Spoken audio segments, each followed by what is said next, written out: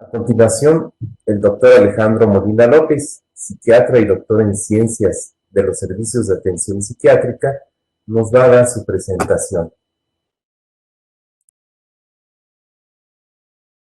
Doctor Alejandro, adelante, por favor. Hola, ¿qué tal? Gracias por esta oportunidad de transmitirles estos conocimientos tan importantes.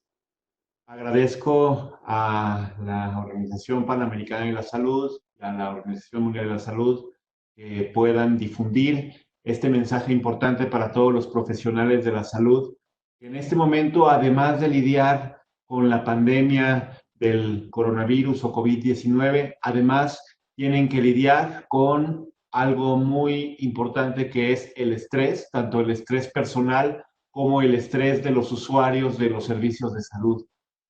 Voy a hablarles en este momento de las generalidades de lo que es el estrés. Generalmente el estrés lo tenemos conceptualizado en diferentes formas, pero en general el estrés, veremos en breve que el estrés es necesario para sobrevivir y para los procesos vitales, pero en ocasiones hay formas de estrés que pueden ser perjudiciales para nuestra forma de actuar o de interactuar con otros.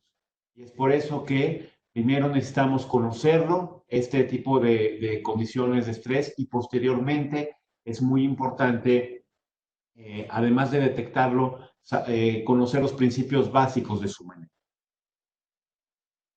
Bueno, el estrés en general es una condición que se da en todos los seres vivos. Generalmente los seres vivos viven en ambientes hostiles. Vemos en esta imagen pues una leona persiguiendo a una cebra, que es una imagen común dentro de la naturaleza. En esta imagen, la cebra tiene que sobrevivir huyendo de su depredador y la leona tiene que atacar, porque si no lo hace seguramente podría morir de hambre ella y sus crías. Y cada uno de estos organismos en un momento dado está recibiendo un estrés. La cebra por un lado tiene que huir para sobrevivir y la leona tiene el estrés o tiene la condición de tratar de sobrevivir. Si esto lo llevamos a todos los organismos vivos, en general, las cadenas de vida son condiciones sumamente hostiles en donde organismos tienen que estar continuamente siendo sometidos a cargas que los orillan a tener un límite en sus capacidades de adaptación. Si tomamos en cuenta esto, pues prácticamente todos los organismos vivos están sometidos a estrés, y el estrés siendo definido como todos los esfuerzos del organismo para mantener una homeostasis o para mantenerse dentro de un margen de sus capacidades vitales.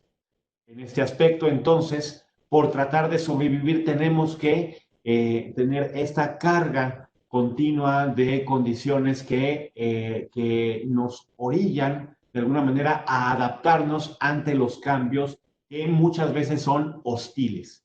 Estos cambios hostiles nos obligan a sobrevivir, y si no sintiéramos o si no detectáramos esta condición que en base es desagradable, pues no podríamos sobrevivir porque, repito, como los sistemas vivos suelen ser hostiles, entonces tiene que haber un mecanismo por el cual tengamos que adaptarnos con el objetivo de sobrevivir.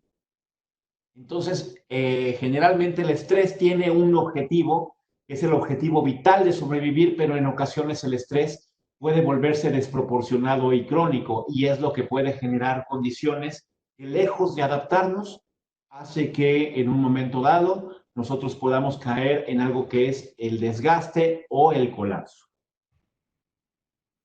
Un concepto muy importante que lo veremos es el concepto de homeostasis. Este concepto lo describió un fisiólogo estadounidense, el doctor Walter Cannon, en 1932, en donde establecía que para que un organismo pudiera cumplir con todas sus funciones vitales, era necesario que se mantuviera en un equilibrio dinámico que posteriormente se llamó homeostasis o estado estable. Durante la homeostasis, o podremos llamarlo también equilibrio biológico, la persona de alguna manera está en un estado más o menos de equilibrio biológico, psicológico y social, pero algo muy importante es que la homeostasis no es sinónimo de salud. Generalmente confundimos el término de salud, que va más de la mano del bienestar, y la homeostasis en un momento dado va del lado del equilibrio o del estado estable, siendo que pueden haber estados de homeostasis que no sean sustentables y que en un momento dado, aunque la persona perciba un momento de equilibrio, la persona en un momento dado puede estar en una condición que no sea adecuada o sustentable o no sea la más favorable para la sustentabilidad de los sistemas biológicos. Entonces, en la vida normalmente vivimos con homeostasis, tenemos que vivir con homeostasis, sin homeostasis la vida no sería posible, pero esta homeostasis continuamente sufre amenazas de perderse en relación con la presencia de estresores, agentes estresores, que en un momento dado ponen al organismo al límite de sus capacidades de adaptación. Y entonces la adaptación justamente es la tercera condición importante. La adaptación son todas las reacciones del organismo para reducir, por un lado, el estrés y por otro lado, para conservar la homeostasis. Entonces aquí partimos de que hay una interrelación entre tres elementos. Uno es el estresor o el agente que en un momento dado genera la reacción fisiológica del estrés. Por otro lado está la adaptación, que en un momento trata de conciliar para que se conserve la parte más importante, que es la homeostasis o el equilibrio biológico o el estado estable también llamado. Entonces, si hay un desequilibrio entre estresor y entre adaptación, pues lo más probable es que se pierda la homeostasis. La pérdida temporal de homeostasis generalmente se llama crisis. La pérdida definitiva de homeostasis, en la cual la persona puede en un momento dado cambiar de sistema de equilibrio biológico, en el cual la persona pierde sus capacidades vitales, se llama colapso. Entonces es muy importante detectar que la homeostasis puede perderse. Parcialmente se llama crisis y la pérdida completa de homeostasis se llama colapso. Es muy importante entender que desde el punto de vista psicológico, la adaptación tiene otros términos llamado afrontamiento, o en inglés es la palabra coping o cope. No coping de copiar, sino con y latina cope de coping es afrontamiento.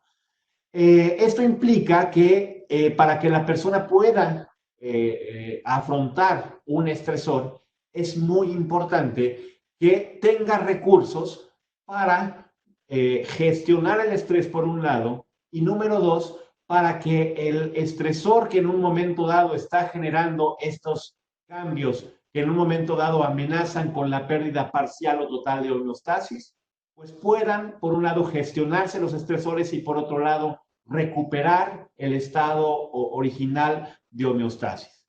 De la misma forma como hay diferentes calidades en cualquier definición que nosotros buscamos, hay calidad adecuada o calidad baja, también hay adecuada calidad en la adaptación. Y entonces tenemos que hay diferentes formas de adecuada adaptación o buena adaptación, o también hay formas inadecuadas de adaptación, las cuales en un momento dado, las dos formas de adaptación nos permiten sortear o de alguna manera evadir o afrontar los estresores. Sin embargo, la buena adaptación nos va a permitir hacerlo en una forma sustentable, y la mala adaptación nos va a permitir afrontar parcialmente los estresores, pero sin evitar las consecuencias a mediano y largo plazo. Aquí es muy importante entender entonces lo que es el síndrome de adaptación general, que tiene tres fases fundamentalmente. Una fase en la cual el organismo o la persona en este caso está conviviendo con algo que está rompiendo su homeostasis o su adecuado funcionamiento.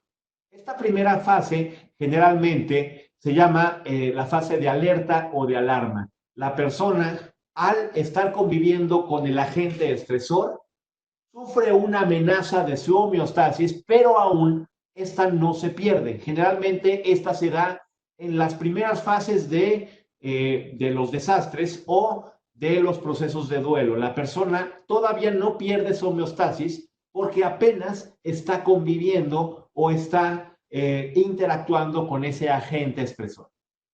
En medio, en color amarillo, podemos ver que la respuesta tiene una segunda respuesta que se llama de resistencia. El organismo o la persona, con tal de no perder su homeostasis, comienza a gastar importantes cantidades de energía con el objetivo de conservar justamente la homeostasis o el equilibrio biológico. Para esto, la persona puede echar mano de procesos de adaptación, como repetíamos, hay de adecuada calidad o de mala calidad, pero finalmente son procesos de adaptación que puede en un momento dado llevar a cabo. O finalmente, si esta fase no es adecuada, pues va a venir una fase en donde el gasto de energía ya no va a ser posible, porque la energía es un elemento que debe de ser renovable, pues la energía es limitada. Entonces viene un momento en el cual pues pierde la capacidad de adaptarse y pierde tanto la energía como la homeostasis, que es la tercera fase en azul, que es la fase de desgaste o de exhaustión, exhaustión, es decir, de cansancio o de pérdida de homeostasis, lo que también llamaríamos como colapso. En sistemas biológicos es importante recordar que esta energía de la cual hablaba para conservar la adaptación también se llama alostasis. Y el gasto de energía que se genera en los sistemas biológicos por la pérdida de homeostasis se llama carga alostática. Entonces aquí observamos las tres condiciones. Como repetíamos, como repito entonces, y voy a ser muy incisivo en esto, el estrés en realidad no es que sea malo, el estrés es necesario para conservar la homeostasis y a nivel especie y a nivel naturaleza, a nivel comunidad, pues conservar toda aquella comunidad biológica. Entonces el estrés tiene su función, que es que los organismos vuelvan a tener un estado de homeostasis con el objetivo nuevamente de que puedan mantener en sus funciones. Entonces también el estrés o la carga de estrés, el agente estresor, puede generar reacciones de diferente intensidad. Si nosotros tomamos en cuenta que un estrés está generando poca reacción de adaptación o poco cambio en la homeostasis del individuo, tenemos la parte derecha de la gráfica en la cual, pues, si no hay suficiente estrés, pues tampoco los sistemas biológicos van a tener que estar siendo retados a cambiar. Y de alguna manera se ha visto que cuando un organismo biológico es retado a tener suficientes cambios sin pérdida de energía, es lo que permite que las personas no solamente recuperen su homeostasis, sino que sean mejores organismos homeostáticos después del paso de su interacción con el estresor. Eso es lo que conocemos cuando una persona tiene la capacidad de recuperarse de un estresor sin tener un proceso de crisis significativo. A eso lo llamamos pues resiliencia, que es una capacidad que nos permite de alguna manera recuperarnos de los estresores y de las crisis sin demasiado gasto de energía y volver a un estado de homeostasis muchas veces incluso mejor que el original. El problema viene cuando no se cuenta con homeostasis, cuando no se cuenta tampoco con resiliencia y no se cuenta con adaptación. Es muy importante, aquí hago un paréntesis, de diferenciar entre adaptación y resiliencia. A veces creemos que son sinónimos, en realidad no lo son. La adaptación es la capacidad de afrontamiento de un estresor y la resiliencia es la capacidad de recuperarse de una crisis. Aunque pueden estar relacionadas, son diferentes.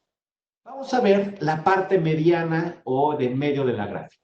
Cuando estamos en una condición de estrés, pero que nos permite adaptarnos y recuperarnos de esa condición, vamos a llamar al estrés como el estrés bueno.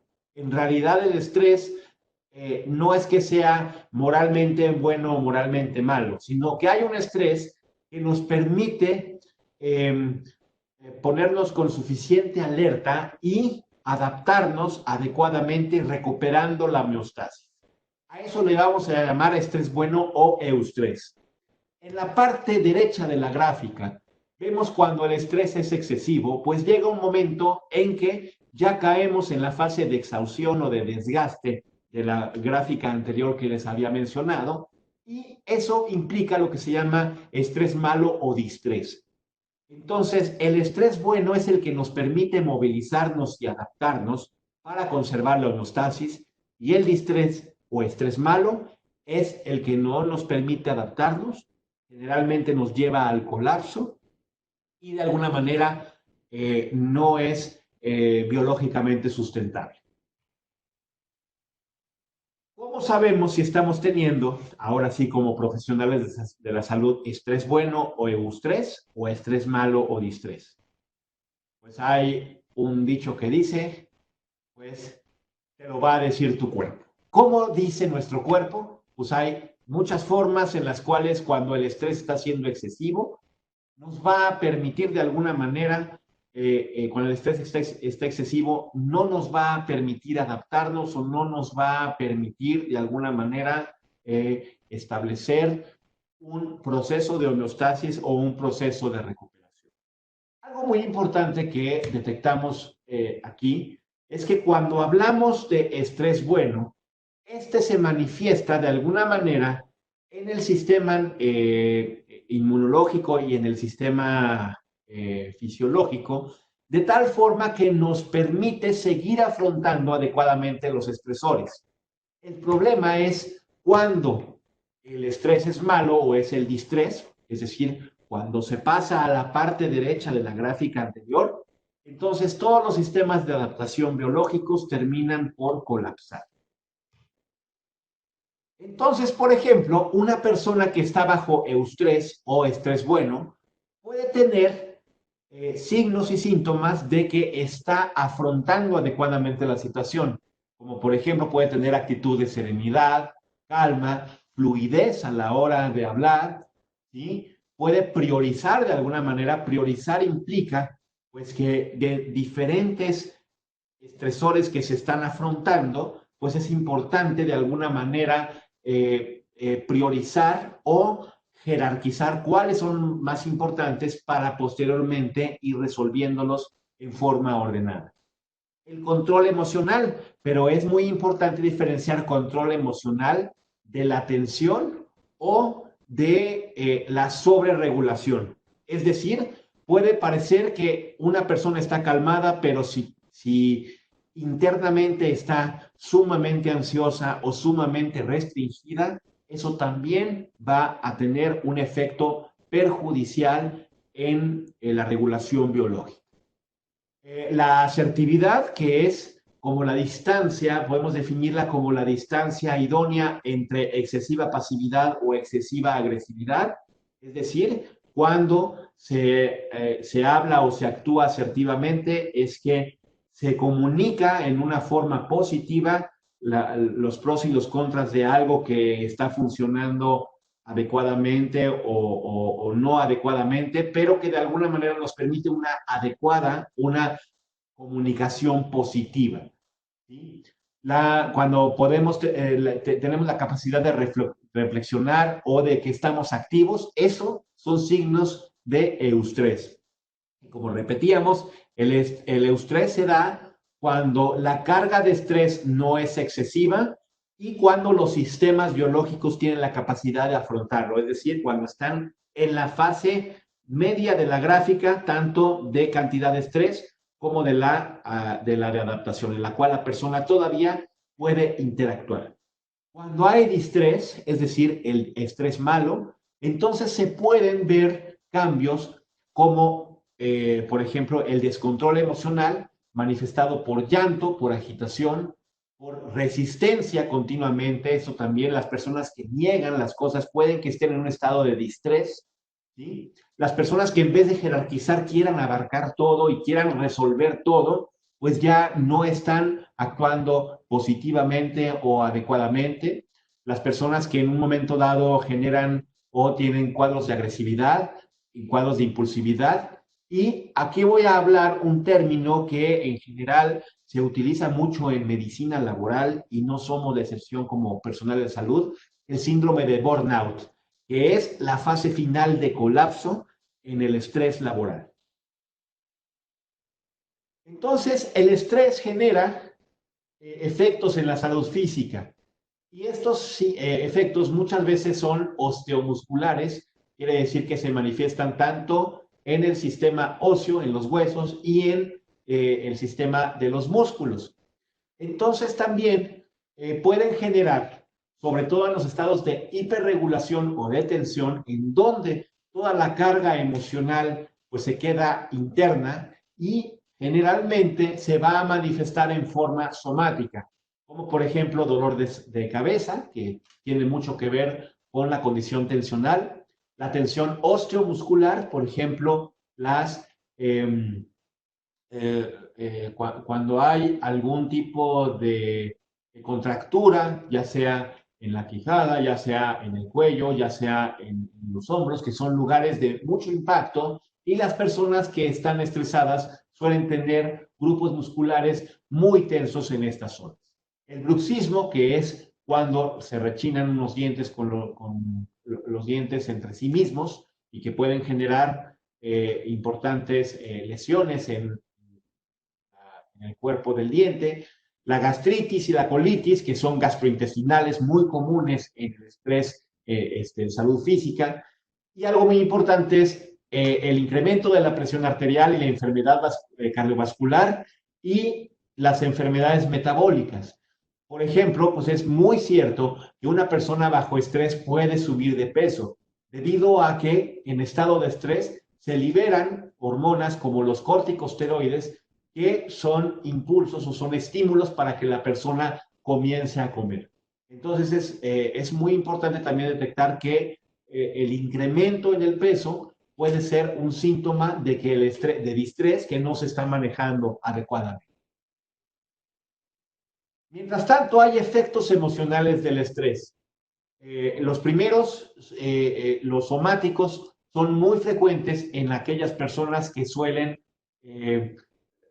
tensionarse o hiperregularse y en este caso en los emocionales, cuando una persona se hiporregula, es decir, cuando no tiene suficiente capacidad de contener con las cargas emocionales, pues la persona puede tener síntomas cognitivos y emocionales como preocupación excesiva, dificultad para tomar decisiones, dificultad para concentrarse, el insomnio, que es un síntoma que es muy frecuente tanto en la depresión como en la ansiedad, ideas de culpa y minusvalía, que son síntomas pivote en la depresión, trastornos de alimentación y consumo de sustancias.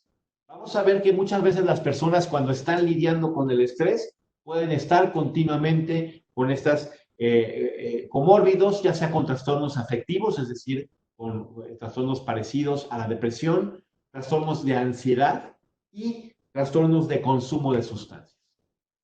Y aquí vamos a ver, nuevamente vemos esta curva de U invertida en la respuesta al estrés y no es una excepción lo que es el estrés crónico y el muy famoso y muy conocido, aunque poco afrontado, que es el síndrome de burnout o síndrome de desgaste. Originalmente fue descrito por Maslach en 1982, describiendo algunas poblaciones de trabajadores que terminaban con mucha fatiga, con ineficiencia y con despersonalización o deshumanización de su conducta. Si nos damos cuenta, en general, ninguno de estos síntomas son parecidos a un estado de crisis emocional. Generalmente, en el burnout o en el desgaste, la persona pasa a un estado de colapso que paradójicamente podría tener una cierta función homeostática, es decir, la persona cuando está muy cansada puede simulado, puede parecer que sigue trabajando cuando en realidad pues la eficiencia en su trabajo es sumamente mermada. Entonces aquí es muy importante detectar que cuando una persona está sometida a estrés continuo, ya sea en intensidad o en frecuencia, pero que la persona finalmente no cubra adecuadamente esa segunda fase de la gráfica del medio, en donde pueda adaptarse todavía, pero a costa de un gasto excesivo de energía, sin lugar de dudas va a pasar a la fase derecha de la gráfica, en la cual la persona finalmente va a tener un estado de colapso. Y el colapso, en el punto de vista laboral, lo conocemos como el síndrome de desgaste. Estamos muy expuestos a este tipo de condición justamente en las fases más avanzadas de esta lamentable pandemia que estamos afrontando. Generalmente, pues al principio quizá tenemos todavía reservas de carga alostática para poder afrontarlo, pero si una persona está continuamente sometida a este estrés y no hay estrategias para cuidarse continuamente de esto, lo más probable es que caiga en el estado de colapso laboral, que se conoce como burnout o síndrome de desgaste. En cuestión ocupacional, es muy importante detectar que no trabajamos solos, trabajamos también en un equipo de salud. Continuamente estamos interactuando con compañeros y compañeras y en un momento dado el estrés de uno nos puede afectar a todos. Como lo habíamos visto, las reacciones de estrés pueden generar reacciones de hostilidad, de tensión, de irritabilidad, de agitación. Y esto en un ambiente laboral puede ser sumamente, pues, para la redundancia, estresante. Es decir, además del estresor, contar con alguien que en un momento dado está teniendo este tipo de reacción puede ser sumamente contributivo a tener estados de estrés extra. Entonces, una persona o un equipo que esté estresado va a tener disminución en su productividad, va a haber un clima laboral tenso. En ocasiones no es la agitación, ni la impulsividad, ni la agresividad, sino la tensión que a veces se puede sentir en el clima laboral, puede en un momento dado también generar importantes cambios en ese sistema. Empiezan a haber aumento de peticiones de cambios de puesto de trabajo o incapacidades, obviamente aumento del burnout en trabajadores, y algo muy importante es que el estrés también se puede dar a nivel vertical con la presencia del acoso laboral, también conocido como mobbing, y esto implica en un momento dado también el aumento de incapacidades y también de demandas, ya sea a nivel jurídico o a nivel corporativo, de condiciones de trabajo. Entonces, el estrés no solamente afecta a la persona, sino también afecta a todo el sistema laboral. Entonces, es muy importante detectar no solamente el eustrés y el distrés, sino las estrategias que cada persona tiene, ya sean adaptativas o mal adaptativas, para enfrentarlo. Entonces, es muy importante pensar ante esta lamentable pandemia que estamos teniendo, que es una fuente continua de estrés para los usuarios, para los médicos, para el personal de salud en general, también para las personas que pueden contagiarse. Hay fuentes continuas de estrés en todos los niveles de la sociedad. Entonces es muy importante detectar qué estrategias adaptativas nos van a permitir gestionar o manejar mejor el estrés. Entre las estrategias adaptativas está la planeación, es decir, hacer las cosas con anticipación y saber en qué forma actuar, estratificar las prioridades, ¿sí? Detectar cuáles son las condiciones más importantes e irlas solucionando alternativamente y escaladamente. Deslindar responsabilidades, es muy importante hacer esto, tener un equipo que esté trabajando y que se deslinden adecuadamente estas responsabilidades entre las diferentes organizaciones, entre los diferentes niveles. Hablar continuamente con el equipo es algo importante. Eso puede ayudar a disolver la tensión y a que no se favorezcan los climas los climas laborales negativos. Hay que buscar continuamente ayuda profesional. A veces como profesionales de la salud es lo que menos hacemos. Tomando en cuenta que nos dicen que nosotros no podemos tener un límite y nosotros estamos para solucionar las situaciones sociales que se avecinen, y en general eso es una visión equivocada. Como seres humanos somos limitados y por lo tanto podemos tener importantes condiciones de estrés o ya de cambios en nuestro sistema de homeostasis en salud mental que requieren la atención de un profesional, y no solamente de un profesional, sino de un grupo de profesionales sensibilizado y capacitado para ver este tipo de condiciones. Se necesita que haya tiempo fuera. En ocasiones es necesario aislarse de las condiciones demasiado estresantes para no caer en estados de excesiva agitación o agresividad, o que en un momento dado puedan ser perjudiciales para nosotros o para nuestro equipo de trabajo, y compartir nuestras responsabilidades. En el momento en que empezamos a tratar de abarcar todo, pues obviamente no estamos en un momento dado haciendo las cosas asertivamente y organizadamente. Entre los mecanismos maladaptativos, y con maladaptativos me refiero a que tienen el objetivo de gestionar el estrés temporalmente, pero a mediano y largo plazo van a traer consecuencias. Cuando no se está trabajando adaptativamente, pues encontraremos quejas frecuentemente en el sistema. Las personas que se quejan y continuamente tienen esta parte de criticismo. No quiero decir que las críticas en un momento dado puedan ayudarnos a mejorar. El problema es cuando hay crítica sin solución o sin una actitud de solucionar, pues esto puede ser particularmente negativo en el clima laboral. Cuando se responsabiliza a otros en vez de tratar de buscar una responsabilidad común, no solamente buscar una responsabilidad, sino ver cómo se resuelve el problema, pues obviamente eso habla de una respuesta maladaptativa. Cuando solamente se busca responsabilizar, pero no se busca contribuir o solucionar el problema que se está detectando. Cuando se minimiza o se niega el problema, cuando se violenta o se hostiliza, o se empiezan a esparcir rumores. Cuando los rumores, o lo voy a decir con la palabra real, con los chismes, en una condición en donde hay mucha tensión, la forma de comunicación llega a ser no asertiva en esta manifestación pasiva de agresividad, que es esparcir rumores o de esparcir comunicados o información que en un momento dado no tienen el objetivo de transmitir una información asertiva, sino una información tendenciosa que puede perjudicar a una o toda la organización.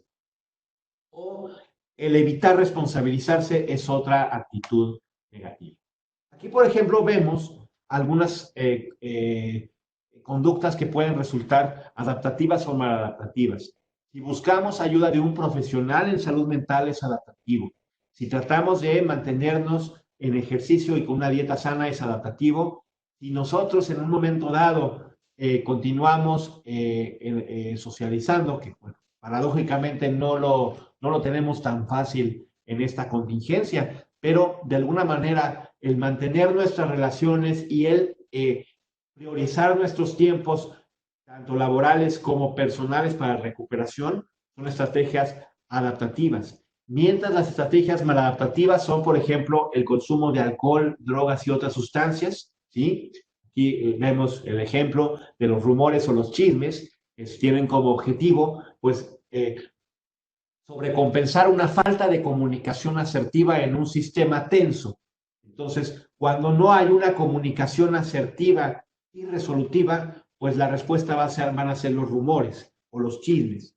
Y esto lo vemos también en los desastres, cuando en un momento dado hay poca o sobreinformación, lo que puede ocurrir es justamente que empiecen las famosas fake news o empiecen los rumores catastrofistas que en un momento dado nos puedan llevar a un estado de pánico. Entonces es muy importante siempre estarse informando asertivamente de las fuentes confiables y las conductas como agresividad. Voy a hablar de algunas estrategias para controlar el estrés. Obviamente no puedo ahondar mucho en esta presentación, pero es para que sea conocido las más importantes por ustedes y desde luego que en esta capacitación ustedes puedan tener conocimiento de las generalidades de estas y que puedan acercarse a grupos de soporte que también se están organizando, de soporte profesional para la debida atención. Algo muy importante, dejemos de estigmatizar la salud mental. Somos seres humanos, antes que ser profesionales en salud mental, independientemente de nuestra profesión, médicas o médicos, psicólogas, psicólogos, enfermeras o enfermeros, trabajadoras sociales, paramédicos, todos los profesionales de la salud el personal administrativo que nos apoya, que también es muy importante su participación, pero también pues su propio control de estrés. Todos en un momento dado somos seres humanos y todos en un momento dado podemos perder la homeostasis o podemos ver en riesgo nuestra homeostasis. Esto no significa colapsar, no significa enfermarse mentalmente, no significa en un momento dado algo que tengamos que ocultar o que nos dé miedo. Se cuenta la oportunidad de atención, pero también nosotros debemos de engancharnos más de ese lado humano y soltar un poquito ese lado profesional que también en ocasiones se le tilda de heroico, pero en un momento dado el término heroico puede tener la connotación de que es nuestra obligación terminar hasta colapsarnos o inclusive después de colapsarnos. Eso no es factible. Si nosotros queremos resolver el problema asertivamente y adecuadamente, recordemos que formamos parte de una organización y que nuestro estrés va a afectar a la productividad de toda la organización si no se trata adecuadamente. Muy bien, entonces ya estableciendo esto pues, viendo que en un momento dado todos nosotros podemos estar bajo el influjo del estrés y que en un momento dado esto ya nos lleve a la fase 2 o 3 de lo que es el manejo del estrés. Algunas estrategias generales para contenerlo es, por ejemplo, uno es los ejercicios de respiración, otros son los ejercicios de relajación y otro que se llama atención plena o mindfulness. Voy a ir mencionando muy brevemente cada uno.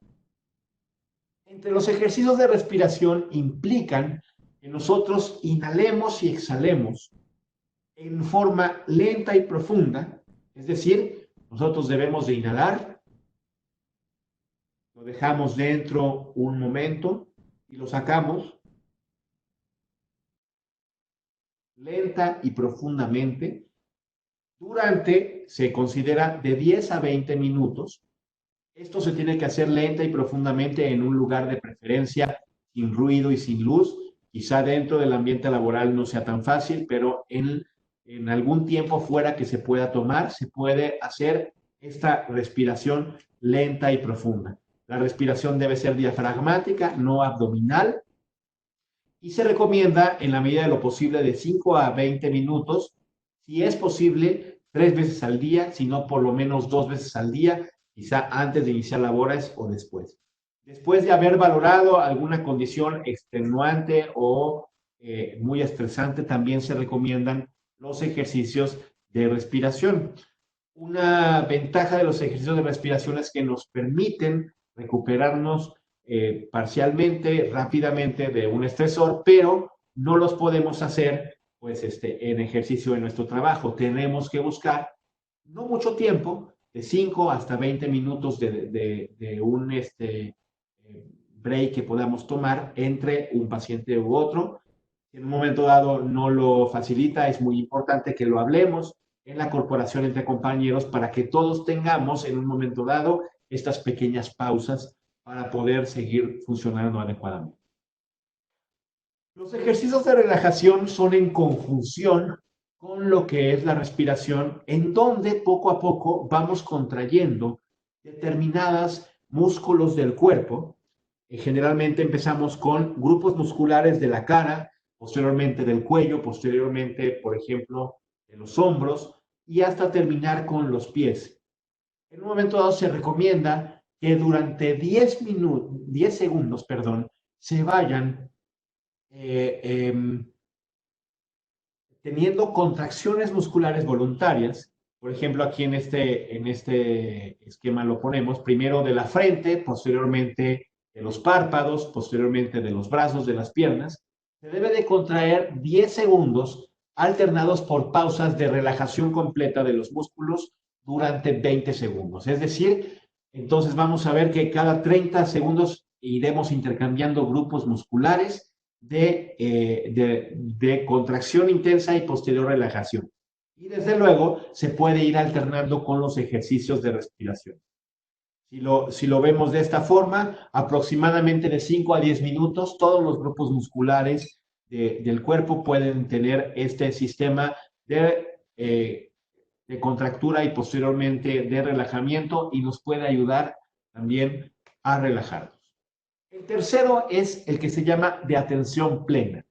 La atención plena, que tiene el nombre de mindfulness en inglés, tiene que ver con concentrarse en un elemento, en una condición que sea neutra, con el objetivo de que el contenido mental que puede resultar estresante, de alguna manera sea visualizado sin un aspecto o sin una carga emocional. Esto es muy diferente a negar lo que está pasando o a ver optimistamente lo que está pasando.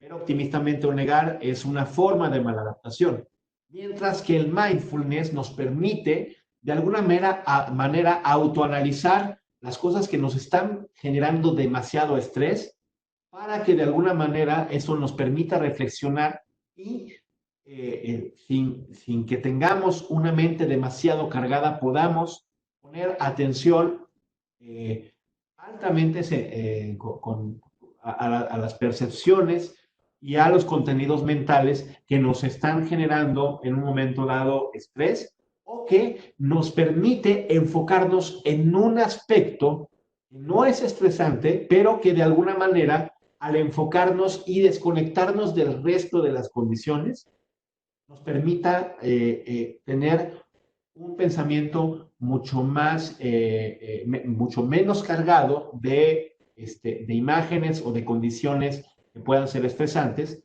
para enfocarnos en algo específicamente que nos puede relajar. Por ejemplo, en este esquema no es lo mismo mindful, o sea, mente llena de cosas, que el mindful, que implica en un momento dado solamente prestarle atención a un elemento que nos permite desconectarnos de lo demás y por lo mismo nos permite no evadir, perdón, sino de alguna manera no enfocarnos en lo que nos genera estrés. Muy bien. Con esto yo concluyo esta pequeña presentación de lo que implica las generalidades del estrés, cómo nos afecta en nuestro trabajo individual y corporativo y a nivel de nuestros sistemas de salud. ¿Qué estrategias nos pueden ayudar a irlo gestionando o afrontando? Algo muy importante es que independientemente de esta pequeña charla que tiene como objetivo capacitar y de alguna manera orientarnos, recordar que no estamos solos y que hay respuestas en salud mental que nos pueden ayudar y que en un momento dado, pues desde luego, tienen toda la característica de confidencialidad para que nuestro trabajo pueda ser el mejor durante esta contingencia o durante toda nuestra vida profesional. Estaremos continuamente sometidos a estresores, eso será inevitable. Sin embargo, recordando que mientras estemos en la parte positiva de la gráfica, nos permitirá no solamente afrontar los estresores, sino conseguir un nuevo estado de homeostasis más sostenible y con un mejor resultado, tanto a nivel personal como a nivel profesional.